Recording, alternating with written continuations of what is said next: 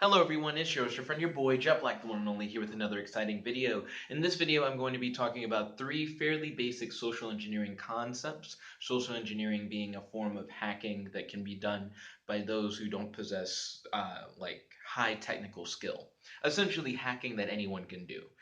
This topic was proposed by your boy Kratos, aka Heart of Cards on YouTube. Thank you, Kratos, for suggesting this video topic. And to the person who's currently watching this right now, feel free to post in the comment section below if you happen to have any discussion topics that you would like to propose for future videos.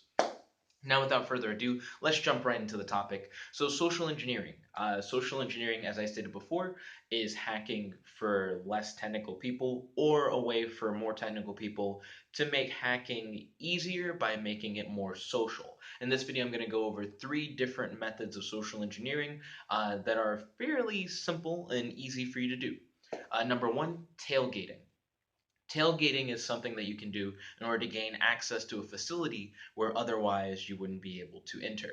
Let's say you're trying to enter a facility where if you enter through the front door, there's a key card reader, a retinal scanner, there's a guard and a desk, and he has to take your cell phone, you got to sign in.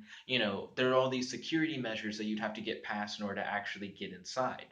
Well, with tailgating, you go to a side door or a back door where employees go, whether or not they're there to take a phone call or to go on a smoke break or something like that, and you just hang out around the side door or back entranceway, and then once they go inside, people have a habit to just hold doors open for people. So all you have to do is when they're going to go inside, you just go right behind them. A lot of people don't assume that you're in a location that you're not supposed to be in. So if you're around that area, they're not going to think, I wonder who this random person is. They'll likely believe that you're supposed to be there and just kind of let you in. But dressing for the occasion definitely will help. So if you know that you're going to be entering a facility where there's a specific dress code, it'd be nice to wear something similar. But an even easier way to get in is to dress as a janitor or a painter. Wear something very general, where at any place, they're gonna want a janitor or have a guy maybe doing construction work or something like that who wouldn't have normal access, and it would make more sense for them to be coming in through a side door.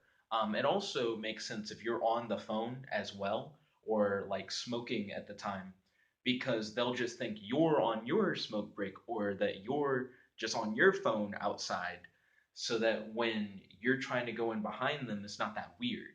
You were just doing the same thing that they were doing.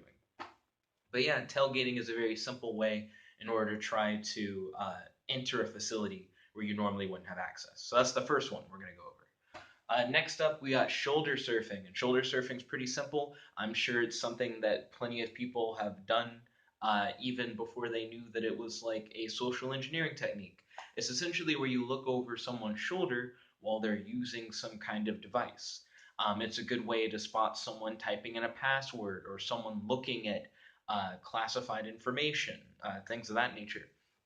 And by doing something as simple as looking over someone's shoulder, you can gain access to a number of things. If someone is signing into an administrator level account and you happen to spot them type in their username and password, now you have access to an administrator level account. If you're trying to tailgate and you notice that there is a keypad by the door and you see someone type in their code, now you know the code and you're able to get in through the door.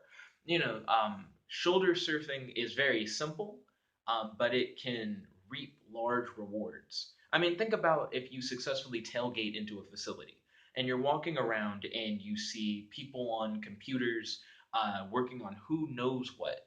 Through shoulder surfing, again, not doing anything technical, not interacting with any computers or devices directly, you can learn so much information just by looking around, and all you did was come in through the back door.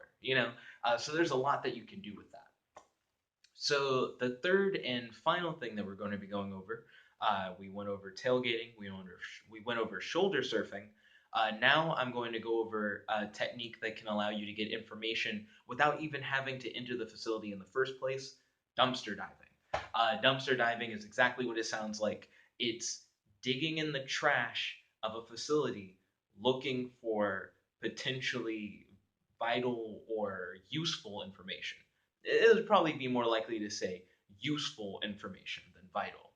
Um, Even information that may be outdated to your target, like to whoever you're dumpster diving at, like whatever facility or organization it is, that information could be valuable for targeting like future targets, or for targeting like deprecated systems. For example, let's say there are a series of computers being used by a facility, and these computers are kind of going out of date. They're getting ready to trade out these computers for newer models, and they're starting to throw away like old manuals and code books and things like that that would only really be useful for those old computers. If you get a hold of that documentation before they have the chance to fully like cycle out their computers for the new computers, maybe by just knowing that they have those computers in the first place, you might be able to find some exploit that you can use on those old computers before they switch out. It would be information that you probably wouldn't have been aware of if you hadn't have found that documentation yourself. So just something to keep in mind. By the way, this video is entirely educational. I don't condone the use of any of this information for any malicious purposes. This is entirely just for learning more about social engineering concepts. But I hope you guys enjoyed the video. If you guys have any questions, definitely feel free to leave them in the comment section below. And if you have any suggestions for future videos, definitely hit me up. Thank you all once again for watching. This is your host, your friend, your boy, Jump Like the One and Only. Log it out, and peace. Chickadee guy.